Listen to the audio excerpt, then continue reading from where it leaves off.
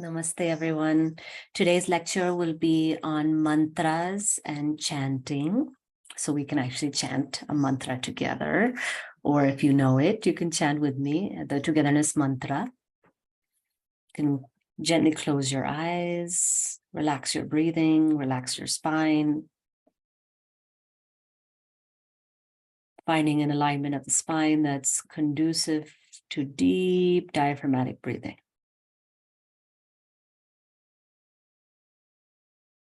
Let the countenance of the face be serene and soft, relaxing all of the lines and muscles that hold the face taut with emotion.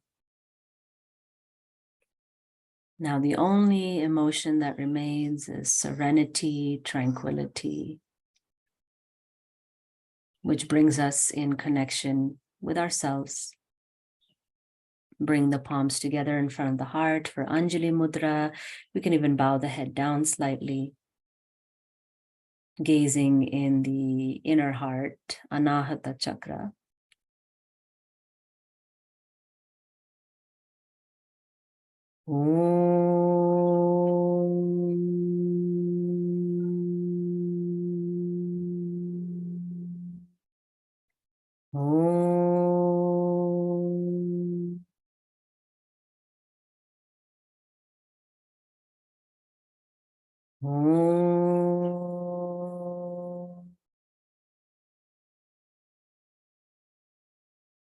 Om Sahana Vavatu Sahano Bhunaktu Sahaviryam Karevavahai Tejasvinavadhitamastu Ma Vidvishavahai. Om Shantihi Shantihi Shantihi.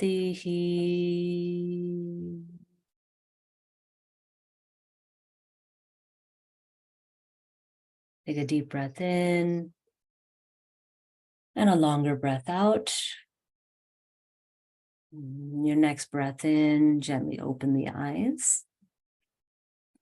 We'll learn the meaning of this mantra a little later on.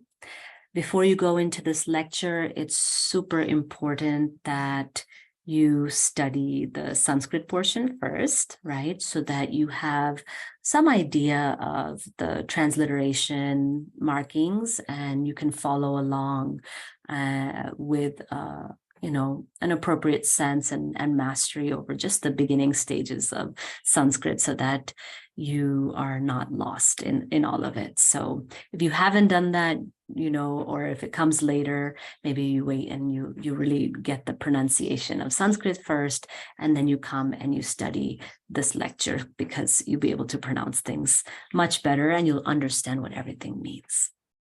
So today's lecture on mantra and chanting, let's take a look.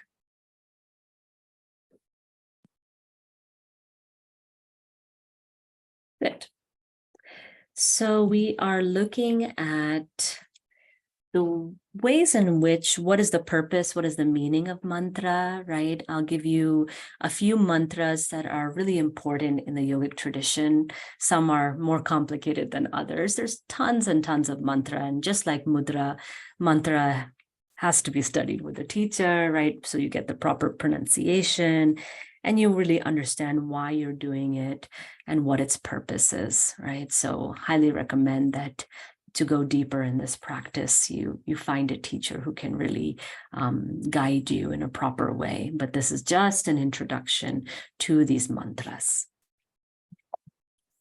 So let's take a look at, of course, the etymology of the word, right?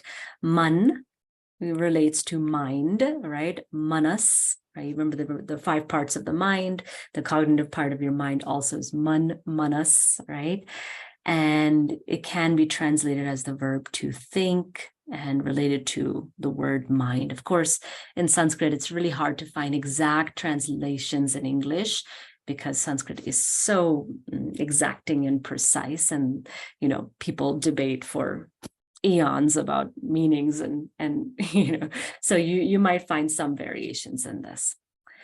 Tra related to the Sanskrit trayate, and it is the quality of protecting or guiding or leading, right? Protecting, guiding, leading in a protective way, like a parent leads a child, right? In a proper way, away from harm. And that's what a mantra does. It just kind of leads you away from harm, which is called protection, right? Which is giving you proper guidance, giving the mind proper guidance, because as you know, for all these decades, you've let the mind do whatever it wanted, and absorbing experiences unknowingly and knowingly, not knowing how to process these experiences. And therefore, the mind has really done the best that it could. But now we can give it a few more tools in the yogic tradition to find balance and homeostasis with everything, all the accumulations that it's absorbed, all the samskaras that we have stored inside of our system. So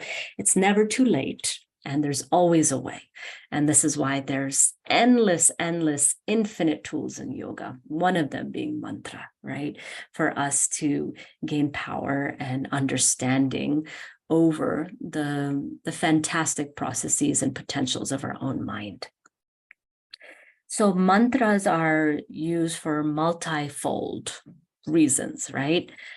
They're used to inspire us. They're used to heal us, right? To transform our mind, purify our minds. They're used for enlightenment, but it's very rare that all mantras do all four things, right? So you have specific mantras in different categories. The one that kind of does all four is the essence mantra, the mantra of the beginning, the middle, and the end, right? Om. And that is the mantra where we find the continuity of all processes of life, and all potentials of the mantra all recede back into Om and come from Om, right? So this is why Om is such an important quality, vibration, sound that protects and heals and guides us, which we'll go into in a little bit. Mantras can be used in two ways: audibly, orally, spoken out loud, or internal recitation, right? So when we are speaking mantra or chanting mantra out loud into the atmosphere, those vibrations are affecting mainly the conscious mind and the environment around us. So as budding teachers, right, guides, mantra can be a very positive and harmonious way to start your class, because it sets a certain mood and tone. People come in and they're, very chatty or scattered or agitated from all of the things that they've gone through the day. And then the mantra as a vibration, you don't have to say anything. You don't have to give a cue in any way. Just by chanting and vibrating, you can create a harmonious atmosphere where everyone can really begin together. Silent mantra done for yourself, or you can even offer that mantra recitation for the benefit of others. It affects the deeper layers of the mind, known as the chitta, the layers of the mind that are not consciously active most of the time, until some storm comes up and you recognize there's a lot of stuff to work on in there, right? And this unconscious mind, or chitta, is the storehouse of our samskaras. You might remember from the Yoga Sutras, samskaras are the deep-rooted latent habit patterns that are like, lines etched in rock that, take time to smooth away. And the internal recitation is for purification of those samskaras. In the yogic tradition, there are both locked and unlocked mantras. What that means is a locked mantra is a mantra that's passed down through a lineage, and it needs permission. You need permission, and you need transmission from the guru, whoever the guru is in that moment of the lineage, to give you this mantra, to unlock its power and potential, right? So every lineage has different mantras, and it's generally a big ritual and ceremony where there's all these things you have to do, and then your guru whispers the mantra into your ear and activates that mantra And then that becomes your personal mantra, which you do not tell anybody, and you recite for yourself until you've gained the knowledge and wisdom of that mantra, and then it moves on in stages of initiation, right? This is very common in the tantric and Buddhist traditions to have that. But not all mantras are like that. And luckily, there are so many mantras that are for us, and that we can, even a lot of the locked mantras, we still chant, They're very common mantras as well. And we can, still gain the power of the harmonizing and balancing properties of the mantras. Right? And then these are unlocked mantras, Gayatri mantra, Mahamrityunjaya mantra, Soham, Om, the Bija mantra, seed mantras of the chakras, right? All of these are, free for all, free access, right? And they're unlocked from the beginning time immemorial of whether we're looking at yoga as a linear timeline or as a cosmic timeline. They've been there for the benefit of all beings, and they have different purposes. So we're going to take a look at most of these mantras. So let's talk a little bit about the difference between internal recitation and external recitation. Right? So when we're practicing mantra internally, it's called mantra japa, right? Mantra japa, is a silent recitation. That means manan, your mind is repeating the mantra. And usually, generally, if you're embarking on certain recitation, certain number, you use a japa mala, right? The beads of 108 beads made out of different objects, either crystals or tulsi, the holy basil, or rudraksha, a specific seed related to Lord Shiva, right? These are considered auspicious items, right? Or quartz. There's so many different potentials for malas, right? And we use that mala to keep count, right? Let's say you have a specific sankalpa. I'm going to do this many 10,000 recitations of this mantra within 40 days. And, you keep that track of the mantras throughout that. Just a word on malas, right? People ask me all the time, so I think it's a good place just to clarify here. Your japa mala, the mala that you use specifically for mantra japa, is a mala that is not worn out as decoration. It's generally worn inside your clothes with the tassel at the back, right, at the nape of the neck, and it's not for, adornment, right, and is kept close to your body and not on your wrists or whatever.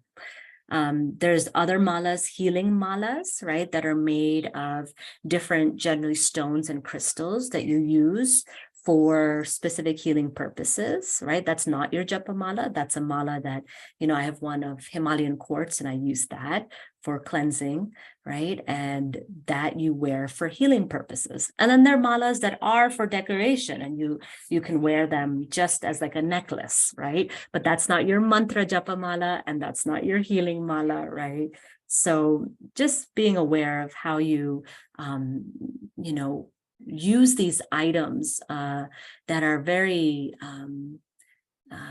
very near and dear to a lot of people of South Asia, and not to just flaunt them as carelessly, right? To really respect know what purpose you're using the mala for, and stick to that purpose, right?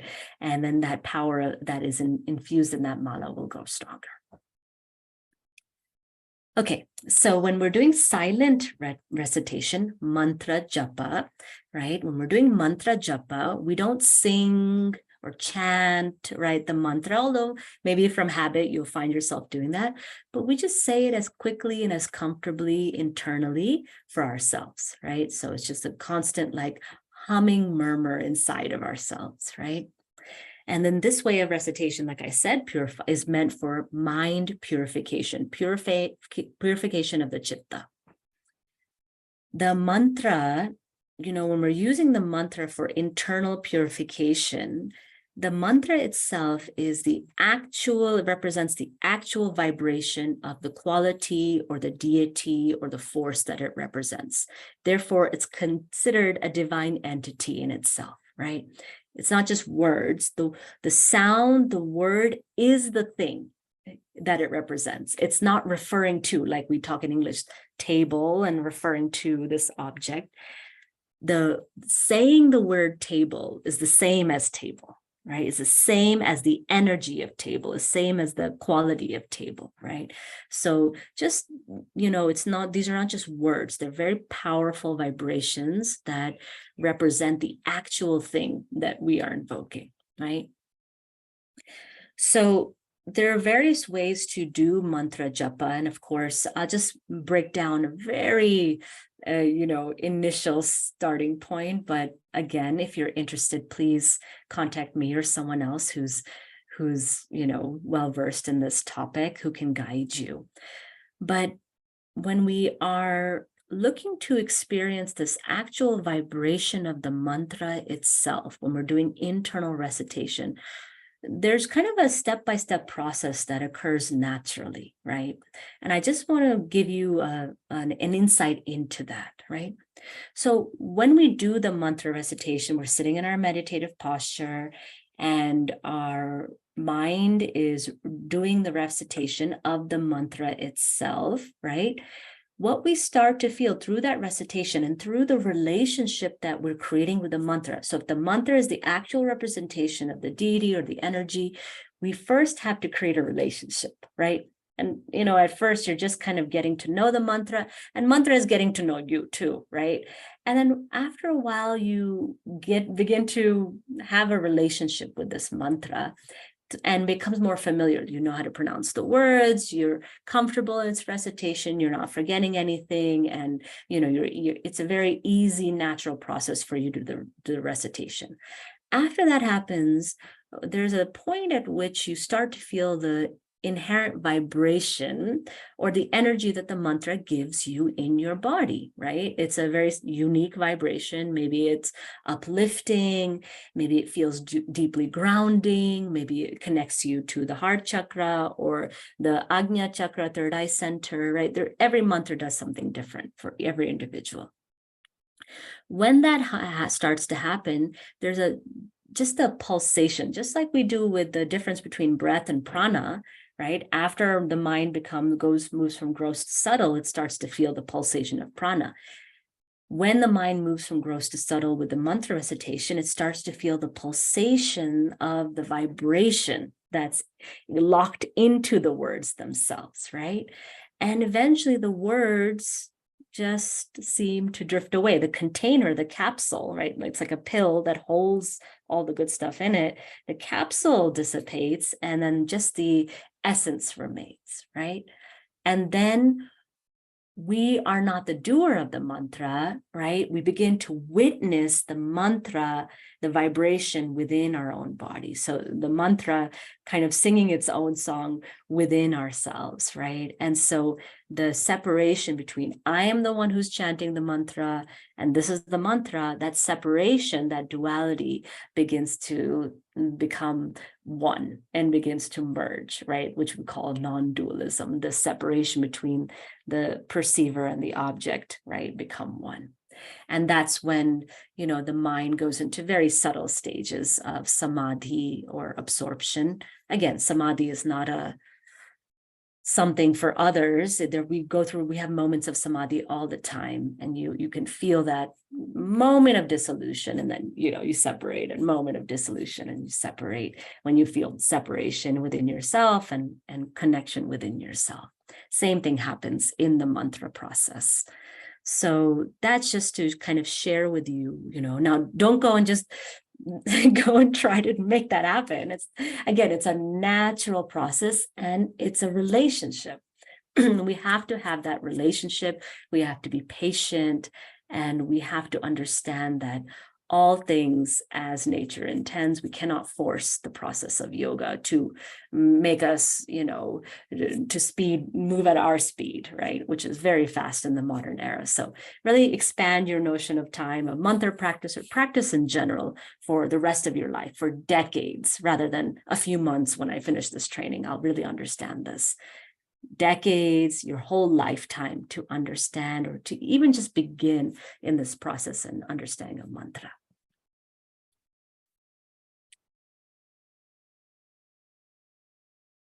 When we chant mantras externally, it's a different thing, right?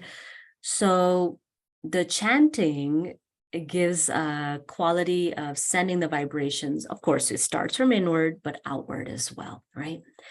And chanting, my teacher always said chanting is a pranayama, because what we're doing when we chant is we are extending our exhalation, vishamavritti, right? Or even 1 to 2 breathing, right? So when we chant, maybe we're exhaling normally in our day-to-day life, or even our yoga practice, we're exhaling like 5 counts or 10 counts. When we chant, we're really going to the very end of that exhalation and then continuing on the next breath out, right? And that extension of the exhalation requires immense capacity and control over the diaphragm. And there are different ways to build the diaphragmatic muscle, like crocodile pose, or, different practices, sandbag breathing, etc. All the things that singers also do to build the diaphragm capacity that we can start to do in our yogic practices. If you're really into chanting and you really want to master, this ability of voice control and steadiness in the vibration of your voice over the course of the mantra that you're chanting.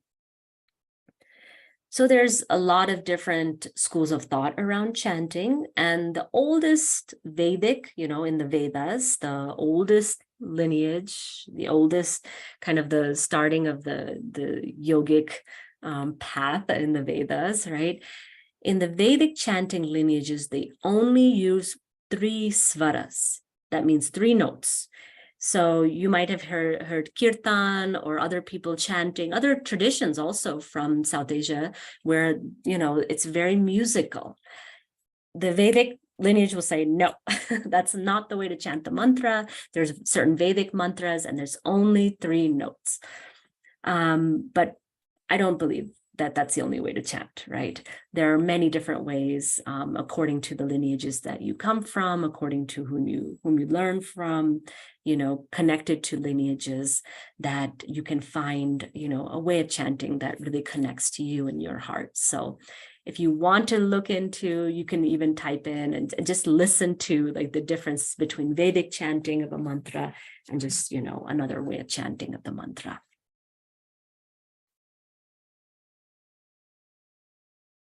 Right. So to maintain respect for their traditions, chanting mantras is usually learned from a teacher and not YouTube. Please, right? So while it's wonderful to play the mantras and the chants for, cleansing your atmosphere and getting in a good mood, a lot of what we find in YouTube are mispronunciations of the mantras, which is, you want to just try to get as close to the pronunciation of the mantra as you can. And that's why you need a teacher who knows Sanskrit and can help you with pronunciation. And that way you can, instead of saying table, you're saying cup, and that has a totally different connotation and meaning, right? So you want to make sure that what you're encapsulating in the vibration is actually the thing itself, right? And so just be careful. And if you really are very interested in mantra chanting, learn from a teacher. There's many teachers out there, and they can help you with that, and so you feel confident in your ability too, then when you share. So when we share, we want to make sure that we're passing down correct knowledge, right? And that's a way of not appropriating these mantras and using them just for, something pleasant or light. They're very powerful and they have a very strong effect. So we can treat them with utmost respect and reverence. Okay, let's talk about Om, right? So this is our first mantra, the middle mantra, the last mantra. This is the only mantra that we'll ever need. If you say, I don't know about mantras, but if you don't know about mantra, you leave everything aside and you just stay with Om, right? Om, you see it written in different ways, A-U-M, O-M, and the word pranava. Pranava comes from the Yoga Sutras. Patanjali refers to Om as pranava, right? And my teacher always said, when we're talking about Om just casually, right, we call it pranava, right? But I'll call it Om for our purposes, but casual, talk of Om is pranava. And when we're chanting Om, we use Om, right? The ah and the u, right, combine together to form this O sound, and Om, right? That's why you see it often as OM, right? But to understand the meaning of Om, we really need to break it down into A, U, right? And again, it's not AUM, it's A, U, These are the actual letter sounds, the ma, right? The U and the A. Because those are the letter sounds represent the exact vibrational frequency of different states of being, right? A is the waking state, alert, active, cognitive mind. U is the dreaming, sleeping state. And the ma or is the deep sleep state. And then there's a fourth syllable, which is silence, right? And the silence represents beyond these three states of existence, beyond even the gunas. So when you have a chance, you can take a look at this chart and, go deeper into your study of Om. But when we chant Om, we are not only changing the states of existence, waking, dreaming, sleeping, deep sleep, and beyond, but our brain waves also change, right? Where our mind consciousness is in different places of our body, represented by Om, also changes, how the speed or the rate of change in the brain waves.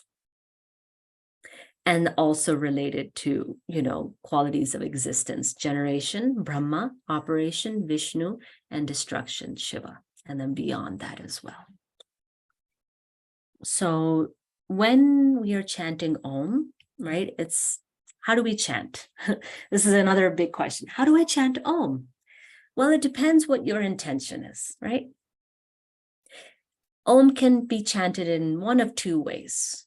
Just the way you like to chant, Om, starting low, going high, or, maintaining a certain emphasis on a certain syllable. Some do O, some do and that's just to give a sense of peace and tranquility, calming vibration to yourself and the atmosphere. And you can just chant it in an organic way, emphasizing any part of Om and using any tonality, right? That's just for collecting yourself, right? Using Om as a concentration device, right? Another way is what's called Om Kriya. Kriya is an action, right? And this is done for us to get into this deep experiential understanding of these four states present in the vibration of the Sanskrit letter of Om itself. So what we do in Om Kriya is we emphasize each of the letters, right? Each of the four parts, A, U, and silence, equally in four parts, right? And so how we do that is very simple. You just open your mouth.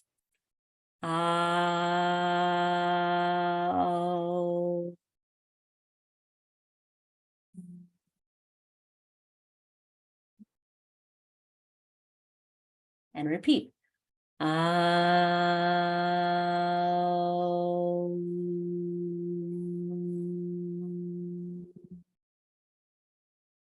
So in every breath, I give equal part. As my mouth is open, it's ah. As it naturally closes, it's oo. As it closes completely, it's As it's silent, it stays in that state beyond, right? So giving equal part to all of these four syllables of Om, right? And that is Om Kriya. And that is for bringing your mind's attention into the understanding of the essence of Om. Not only that, once we have that, we start,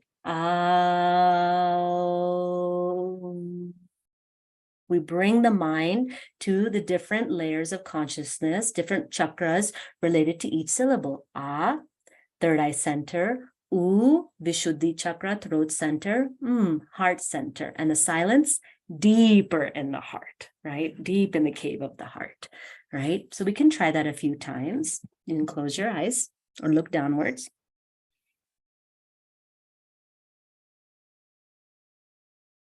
Take a deep breath in. And a longer breath out through the nose or the mouth. And beginning together. Breathe in. Open your mouth.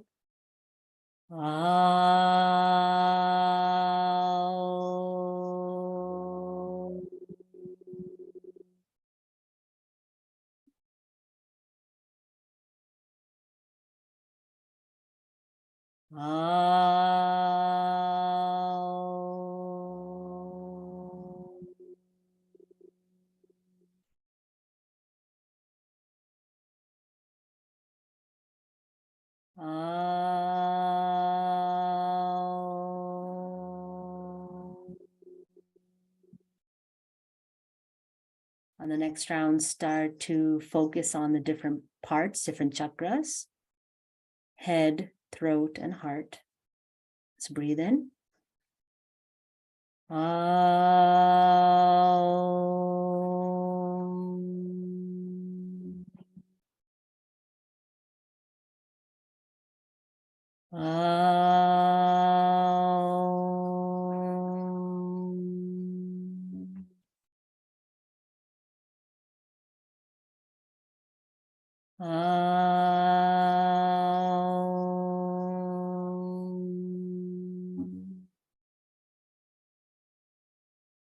Relax your body. Gently open your eyes. Right? This is Om Kriya. Very different from having the lips in an O shape, Om, right? It gives a different effect. So just practice both. You have to experience for yourself. You have to see for yourself, but very strong practice. And then it leads you right into meditation. Our next mantra that we will explore is Soham, Hamsa, right? Soham is the Svasha Prashvasa Pravahi. Svasha Prashvasa Pravahi is the inhale and the exhale, the cadence of the inhale and exhale. Soham is the actual mantra of the breath itself. So when the breath is breathing, it is repeating Soham.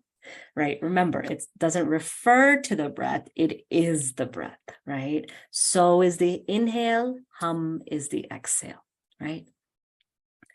This Soham meditation is, present in so many of the texts about what it means.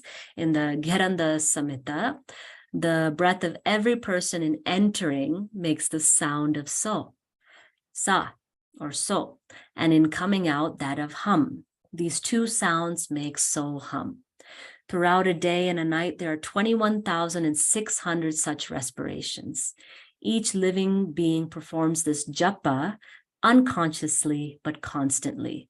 This is called ajapa Gayatri. So when we are not conscious that we are reciting a mantra. So actually, we're in Soham all the time unconsciously. All we're doing different in our yoga practice is making that which was unconscious conscious now. We're making our understanding, our recitation of Soham at the conscious level.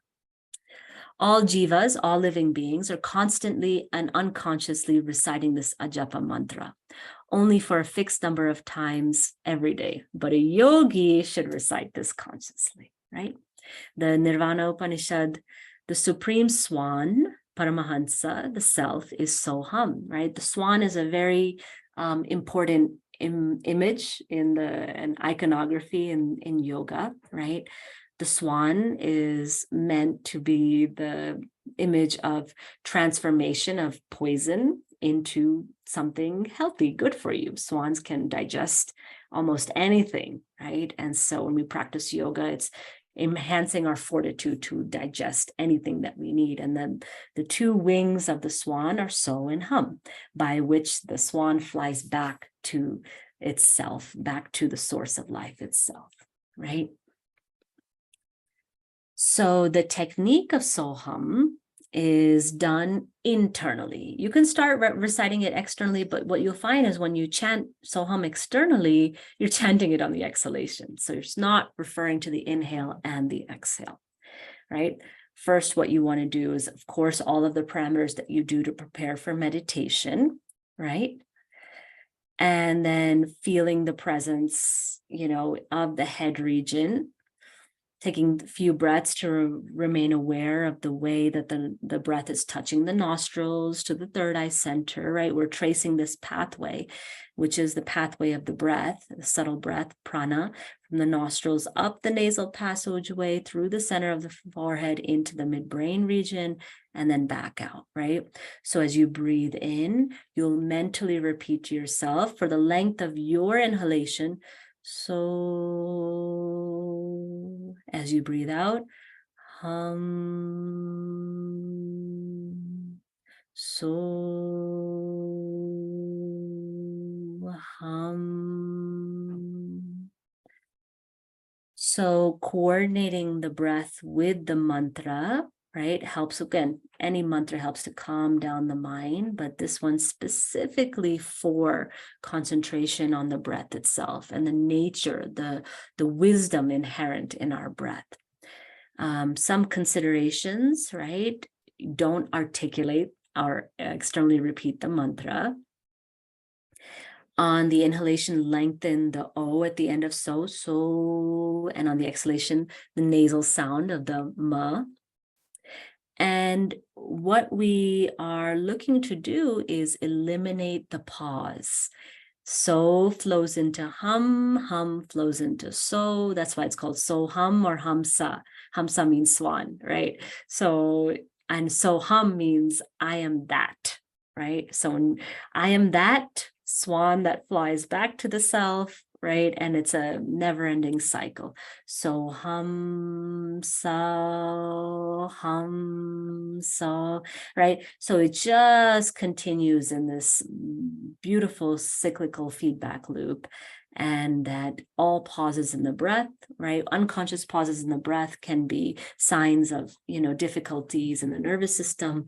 We just smooth out those pauses. Of course, it's different than the pauses that we use in pranayama, which are conscious and for specific purposes, right? Let's not confuse the two. But unconscious pauses in the breath, we smooth them out, and the mind also becomes smooth and flowing with this natural cadence of the breath, right? So I'm sure that somewhere in the past you've done Soham mantra, and maybe in your training now you're doing Soham mantra, but it's very beneficial, and I found it just an excellent practice for introducing mantra to beginners, right? If you're looking, some of the mantras are very complicated, but what can I really give a gift to, the people that I serve? Soham, I found really on all my years of experience across the board, Soham is something that really, really helps a lot of people from a variety of backgrounds, right? To connect sound with the breath. Soham. So the next two mantras that we're going to look at are Vedic mantras. They come from the Vedic time period, and they are very powerful, very strong mantras. And they have a lot of syllables. They have a lot of words as well. So you might have heard of them. Mahamrityunjaya mantra is the first one we'll talk about, which is the victory over death mantra, right? So when you think about death, what are we gaining victory over? It's not death, it's fear, right? Fear of dying, fear of dissolution, fear of loss, fear of letting go, fear of changing, fear of transformation, right? So this mantra is used for healing, right? And for a purpose, it's a healing mantra for the very specific purpose of healing that which causes, disturbance in our mind and body, which most likely is the root cause of fear, right? So when we can transform that fear, right, generally then we heal whatever is ailing us, right? In my family tradition, we use this mantra a lot, and I have a lot of stories of different members of my family using this mantra in times of physical disease, for others or for themselves, and healing themselves through the recitation of this mantra. So it does have a very powerful healing effect. So the terms in this Mahamrityunjaya, the title of the mantra is Maha, supreme, great, Mrityor, death or mortality, and Jaya. Jaya is victory, right? Victory over supreme death, right? And it's related to the Shiva, right? This aspect of destructive aspect of the universe. And when Shiva dances the dance of destruction, he has a different name called Rudra, right? The most fearsome, vibrant, yet compassionate aspect of Shiva, right? And the body of this deity, this energy, is the living power of healing, nourishment, strength, potency, motivation, and vitality. Very, very much necessary, a mantra very much necessary for this time in humanity, in civilization, right? Which dominates and capitalizes on fear and destruction and disease and despair. So we can use this mantra as a counterbalance, to counteract these negative forces that we come across in media, in social systems, in political systems, right? In all the ways that are separating and divisive that we see, we're constantly inundated with, right? Remember, so this is 3 purposes of this mantra: healing, disease, right? Mental, physical, emotional, freedom from all types of fear, and nourishment, right? When we free ourselves from fear, we heal ourselves. When we heal ourselves, we can then nourish ourselves, all right? So it comes in this order. And I recommend this mantra to those who help others, right? So if you're in the helping profession, which yoga definitely is a huge helping profession to counteract burnout forces within yourself, right? Because it takes a lot to be present to others, to counsel others, to provide space for others to heal, right? So healers, therapists, teachers, those who guide and counsel, this is a mantra you can use to replenish yourself.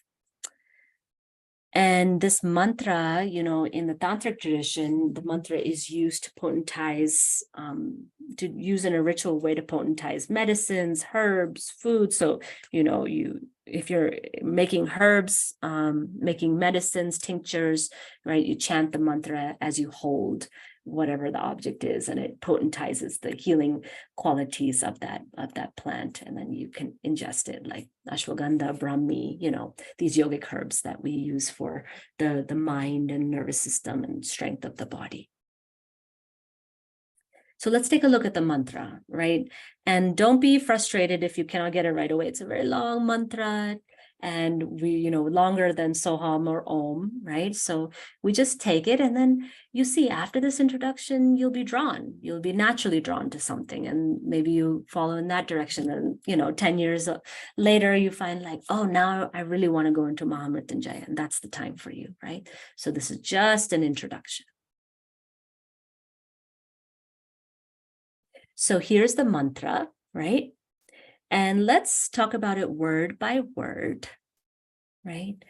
In your own time, you're welcome to go into the specific translations of everything that, each and every word. I'm not going to do that right now because I want you to focus on the pronunciation, but I will go on and do a general translation that I have here, right? So I meditate or surrender myself to the divine being who embodies the power of will, the power of knowledge, and the power of action. I pray to this divine being, this energy, this consciousness, who manifests in the form of this mantra, in the form of the fragrance of the flower of life, and is the internal nourisher of the plant of life, the eternal nourisher, the energy that nourishes me, right? May the essence of immortality residing within me, right? The quality of me knowing myself, knowing that I'm beyond my thoughts, my emotions, the things that happen to me, my experiences, what I have, what I don't have.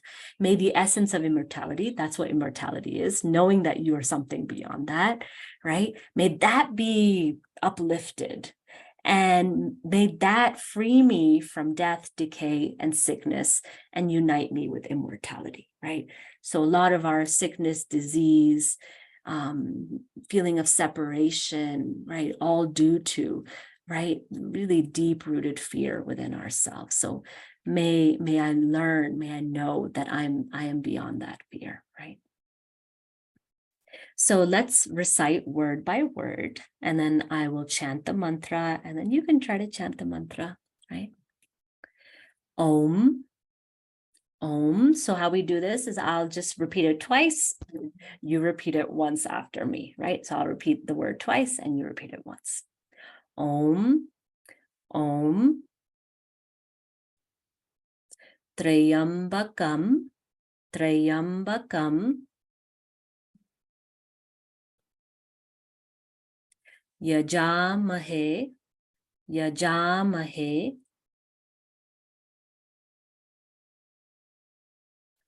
Sugandhim. Sugandhim. Pushti. Pushti. Vardhanam. Vardhanam. Urva. Urva. Rukamiva. Rukamiva. Bandhanan. Bandhanan. Mrityor. Mrityor. Mukshiya. Mukshiya. Mamritat. Mamritat.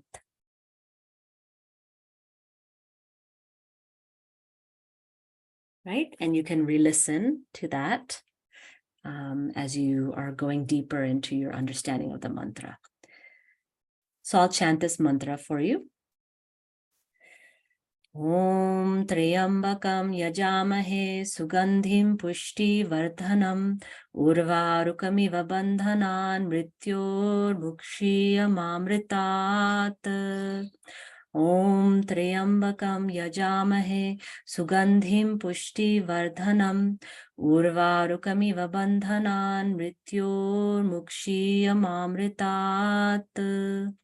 Om Trayambakam Yajamahe Sugandhim Pushti Vardhanam Urvarukamiva Bandhanan Mrityor Mukshiya Mamritat.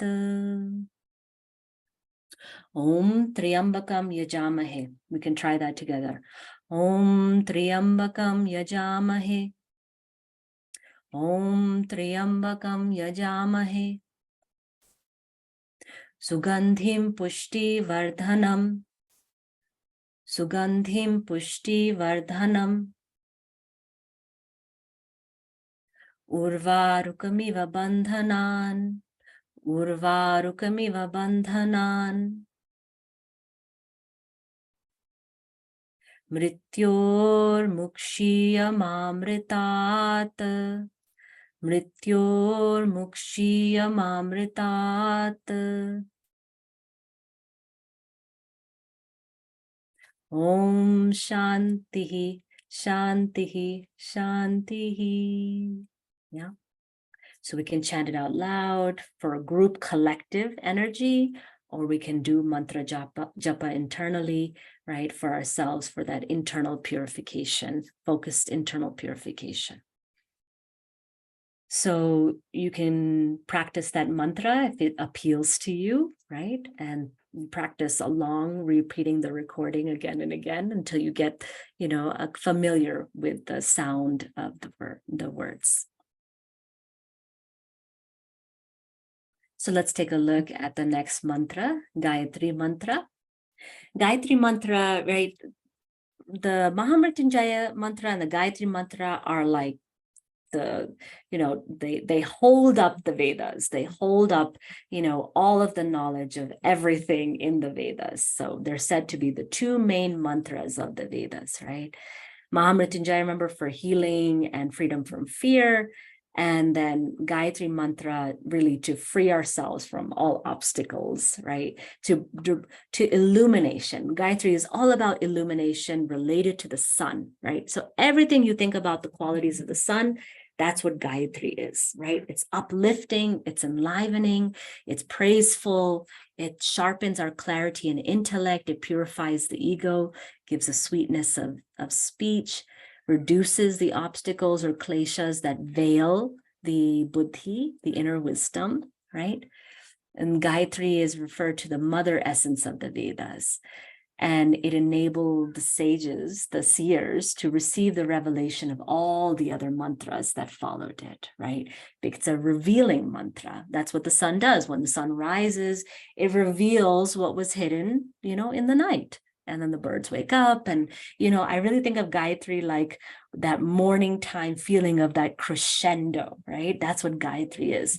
And then Mahamrityunjaya is the nighttime, everything that is hidden and not so clear, right, is beyond our perception, that because we can't perceive it, we become afraid of it. So Mahamrityunjaya is about to making it known to ourselves, and Gayatri is about uplifting that process. So let's take a look at the meaning and the words of Gayatri. So the translation is, I meditate on the radiant and most venerable solar light consciousness, from which issues forth the triple world, the Bhuhu, material, Bhuvaha, subtle, and Svaha, causal worlds, right? From the gross to the subtle. May that illuminate and guide my intelligence, right? That knowledge, right? May that venerable solar light consciousness, right, uplift me. You can look at the individual definitions on your own time, but let's focus on word by word pronunciation. Same way as we did before. Om, Om, Bhur, Bhur, Bhuvaha, Bhuvaha, Svaha, Svaha, Tat, Tat, Savitur, Savitur, Varenyam, Varenyam, Bhargo, Bhargo,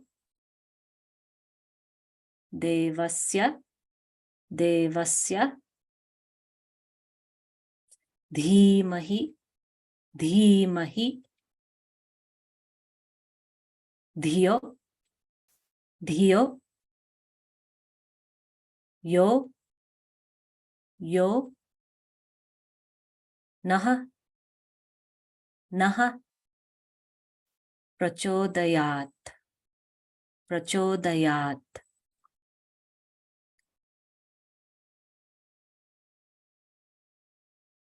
So Gayatri mantra can be chanted in a variety of ways, right? So I'll chant it in maybe 2 different ways. You can hear the difference. Om Bhur Bhuvah Swaha Tat Savitur Varenyam Bhargo Devasya Dhimahi Dhiyo Yo Naha Prachodayat. Om Bhur Bhuvah Swaha Tat Savitur Varenyam Bhargo Devasya Dhimahi Dhiyo Yo Naha Prachodayat. Om Bhur Bhuvah Swaha Tat Savitur Varenyam Bhargo Devasya Dhimahi Dhiyo Yo Naha Prachodayat. Right? That's very uplifting, like joyful, I feel, right? It's not the Vedic way of chanting, but a very common tonality, tone or tune, I would say, right? Very common tune that is you'll find of the Gayatri mantra. So let's take a look at each one, and maybe you can chant along with me. I'll chant it twice and you chant it once. Om Bhur Swaha. Om Bhur Swaha. Tat Savitur Varenyam. Tat Savitur Varenyam. Bhargo Devasya Dhimahi. Bhargo Devasya Dhimahi.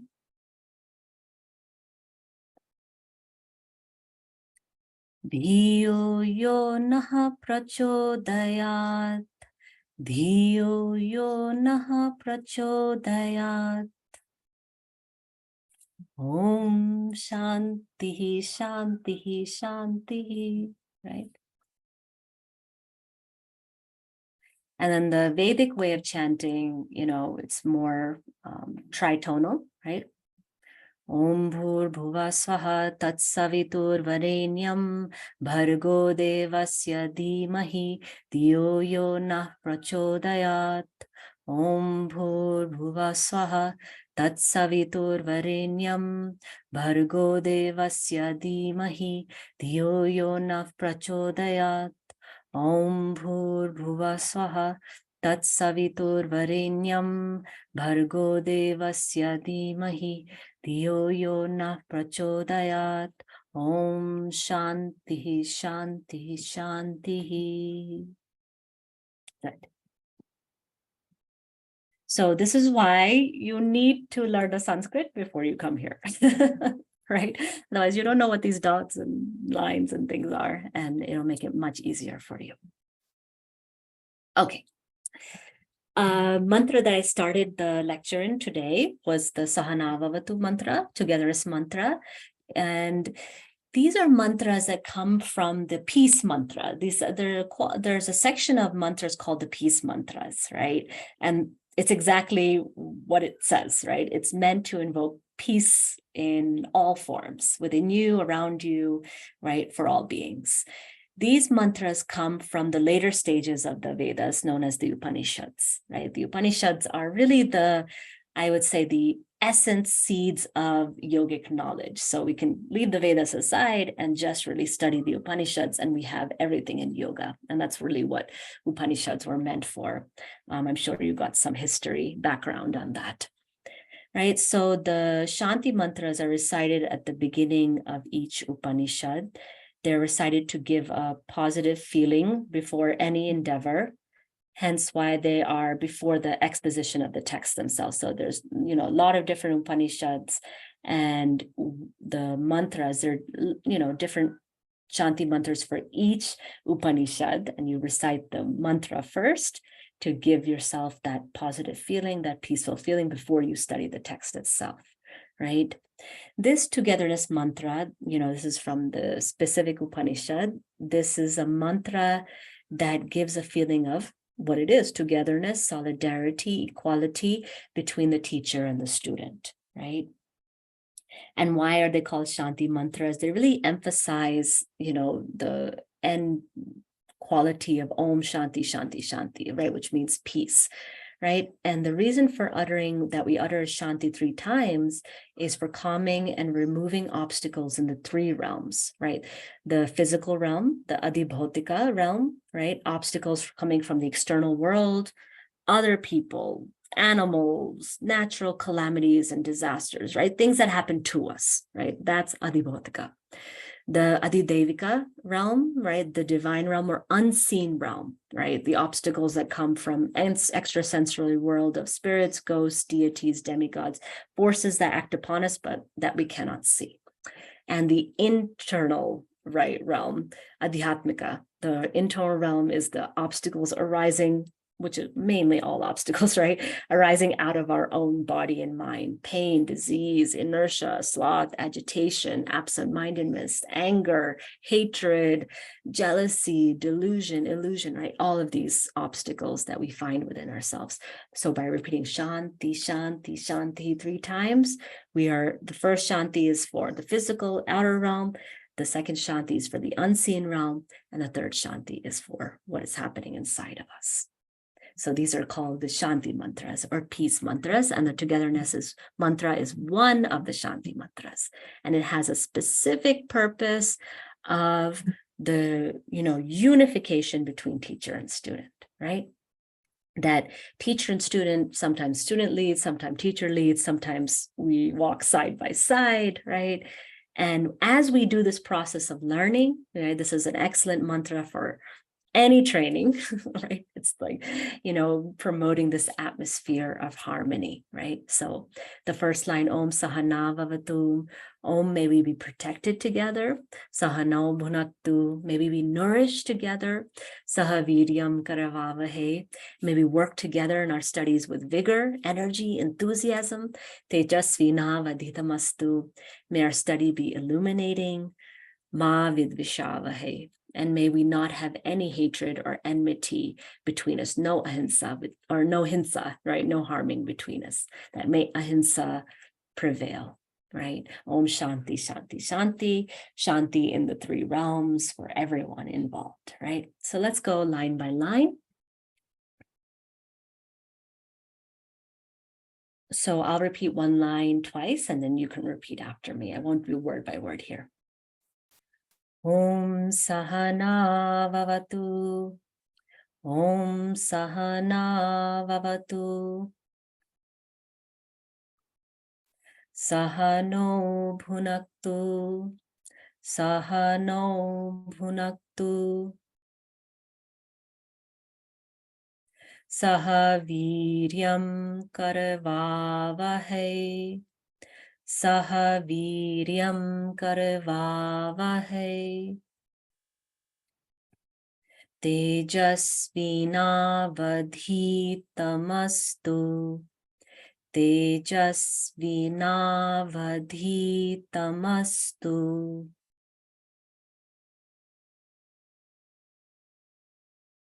Ma vidvishavahe.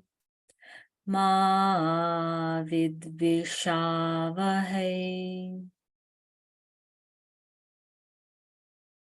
Om Shantihi, Shantihi, Shantihi. And I'll just chant the whole mantra so you can hear it all together again. Om Sahana Vavatu, Sahano Bhunaktu, Sahaviryam Karevavahe, Tejasvina Vadhitamastu, Ma Vidvishavahe. Om Shantihi, Shantihi, Shantihi.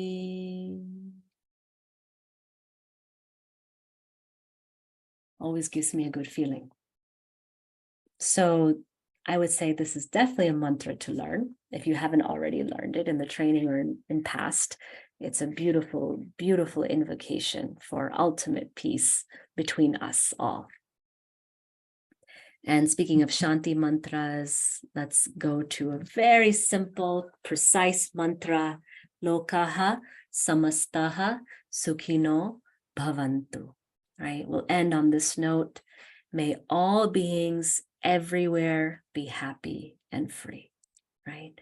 It's a mantra for metta bhavana, or feeling of goodwill, right, towards all beings in all directions, that may all be free of suffering, right? We all suffer. All of us suffer. And that by chanting this mantra, we are wishing all to be free from suffering, to be happy, to have the right to live as they wish to without harming others, right? So I'll chant it 3 times, and it's a very simple chant. Lokaha samastaha sukhino bhavantu. Lokaha samastaha sukhino bhavantu. Lokaha samastaha sukhino bhavantu. Maybe you can join me now. Lokaha samastaha sukhino bhavantu. Lokaha samastaha sukhino bhavantu. Om Shanti Shanti Shanti. Thank you so much. May you be free from all suffering. May you find what it is that motivates the seed of learning within you. And take care.